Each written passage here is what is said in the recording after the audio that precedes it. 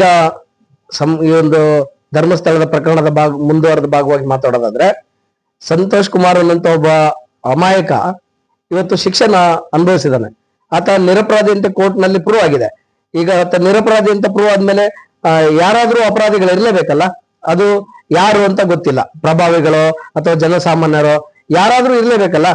So ಯಾರು ಅನ್ನೋದನ್ನ ತನಿಖೆಯನ್ನ ನಡೆಸಿದ್ರೆ ಮಾತ್ರ ಸರಿಯಾಗಿ ಅದು ಗೊತ್ತಾಗುತ್ತೆ. ಆದ್ರೆ ತನಿಖೆಯನ್ನು ನಡೆಸೋದಕ್ಕೆ ಸಾಕಷ್ಟು ಸಾಕ್ಷ್ಯಗಳನ್ನ ನಾಶ ಮಾಡಿ ಆಗಿದೆ ಈಗಾಗಲೇ ಈ ಪ್ರಕರಣದಲ್ಲಿ. ಸೊ ಹಾಗಾಗಿ ಈ ಒಂದು ಪ್ರಕರಣನ ಈಗ ಪದ್ಮಲತಾ ಪ್ರಕರಣ ಮತ್ತೆ ತನಿಖೆ ವ್ಯಕ್ತಪಡಿಸಬೇಕು ಅಂದ್ರೂ ಕೂಡ ಸಾಕ್ಷ್ಯ ನಾಶ ಆಗಿರೋದ್ರಿಂದ ನಿಜವಾಗೂ ನ್ಯಾಯ ಸಿಗಲ್ಲ ಅನ್ನೋದು ಸಮಾಜವಾದಿ ಪಕ್ಷದ ಕಾರ್ಯದರ್ಶಿಯಾಗಿ ನನ್ನ ಅಭಿಮತನ ನಾನು ವ್ಯಕ್ತಪಡಿಸ್ತಾ ಇದ್ದೀನಿ.